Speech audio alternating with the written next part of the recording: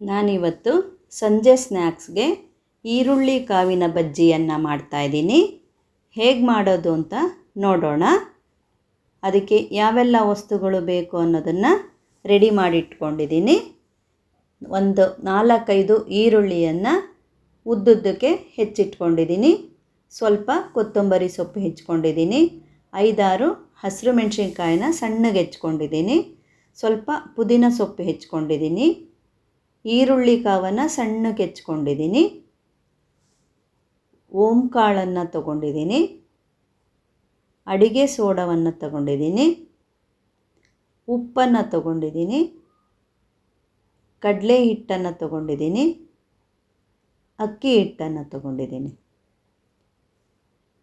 ಇವಾಗ ಹೆಚ್ಚಿಟ್ಕೊಂಡಿದ್ದಂಥ ಎಲ್ಲ ವಸ್ತುಗಳನ್ನು ಒಂದು ಪಾತ್ರೆಗೆ ಹಾಕೋತಾ ಇದ್ದೀನಿ. ಇದಕ್ಕೆ ಒಂದು ಅರ್ಧ ಸ್ಪೂನು ಓಂಕಾಳನ್ನು ಕೈಯಿಂದ ಚೆನ್ನಾಗಿ ತಿಕ್ಕಿ ಹಾಕೋತಾ ಇದ್ದೀನಿ. ಒಂದು ಚಿಟಿಕೆ ಅಷ್ಟು ಅಡುಗೆ ಸೋಡಾ ಹಾಕೋತಾ ಇದ್ದೀನಿ. ಒಂದು 3/4 ಸ್ಪೂನು ಉಪ್ಪನ್ನು ಹಾಕೋತಾ ಇದ್ದೀನಿ. ಇದಕ್ಕೆ 1-2 ಸ್ಪೂನು ಅಕ್ಕಿ ಹಿಟ್ಟನ್ನು ಹಾಕೋತಾ ಇದ್ದೀನಿ. ಮತ್ತು ಕಡಲೆ ಹಿಟ್ಟು 3/4 ಭಾಗದಷ್ಟು ಹಾಕ್ಕೊಂಡು ಸ್ವಲ್ಪ ಹಾಗೆ ಇಟ್ಕೋತಾ ಇದ್ದೀನಿ. ಆಮೇಲೆ ನೋಡಿಕೊಂಡು ಸೇರಿಸ್ಕೋತೀನಿ. ಈಗ ಇದನ್ನೆಲ್ಲ ಒಂದು ಸಲ ಚೆನ್ನಾಗಿ ಮಿಕ್ಸ್ ಮಾಡ್ಕೊತಾ ಇದ್ದೀನಿ.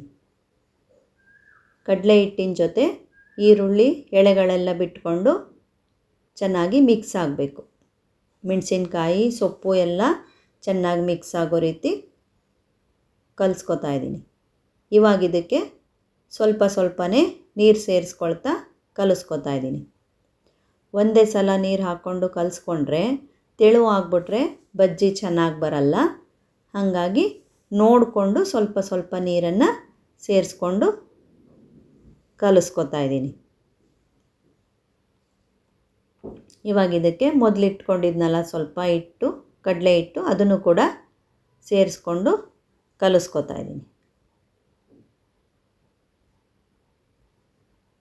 ಇವಾಗ ಇದಕ್ಕೆ ನಾನು 1-2 ಸ್ಪೂನು ಎಣ್ಣೆಯನ್ನು ಚೆನ್ನಾಗಿ ಕಾಯಿಸಿ ಹಾಕ್ಕೋತಾ ಇದ್ದೀನಿ. ಹುಷಾರಾಗಿ ಮತ್ತೊಂದು ಸಲ ಚೆನ್ನಾಗೆಲ್ಲ ಮಿಕ್ಸ್ ಮಾಡ್ಕೋತಾ ಇದ್ದೀನಿ. ಎಣ್ಣೆ ಬಿಸಿ ಇರೋದ್ರಿಂದ ಸ್ವಲ್ಪ ಹುಷಾರಾಗಿ ಮಿಕ್ಸ್ ಮಾಡ್ಕೋತಾ ಇದ್ದೀನಿ. ಈಗ ಬಜ್ಜಿ ಹದಕ್ಕೆ ಬಂದಿದೆ. ನಾನು ಮೊದಲಿಗೆ ಎಣ್ಣೆನ ಕಾಯಕ್ಕೆ ಇಟ್ಕೊಂಡಿದ್ದೆ. ಎಣ್ಣೆ ಚೆನ್ನಾಗಿ ಕಾದಿದೆ. ಮೀಡಿಯಮ್ ಗಾತ್ರದಲ್ಲಿ ಬಜ್ಜಿಗಳನ್ನು ಹಾಕ್ತಾ ಇದ್ದೀನಿ.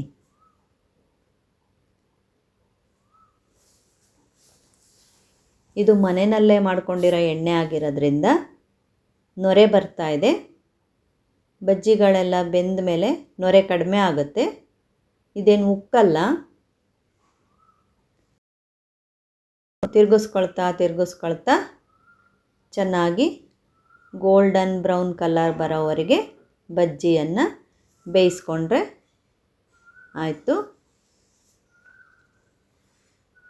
ಇವಾಗಿದು ಚೆನ್ನಾಗಿ ಬೆಂದು ಕ್ರಿಸ್ಪಿ ಆಗಿದೆ.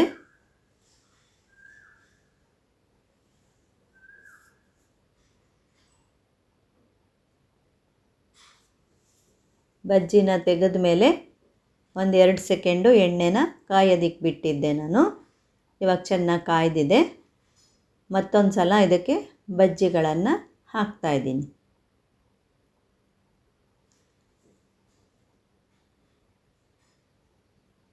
ಹಾಕಿದ ತಕ್ಷಣ ಯಾವುದೇ ಕಾರಣಕ್ಕೂ ತಿರುಗಿಸ್ಬಾರ್ದು.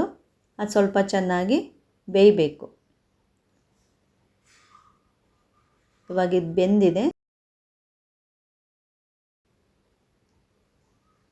ಇದೇ ರೀತಿ ಉಳಿದಿರ್ತಕ್ಕಂಥ ಎಲ್ಲ ಬಜ್ಜಿಯನ್ನು ರೆಡಿ ಮಾಡ್ಕೊಂಡಿದ್ದೀನಿ.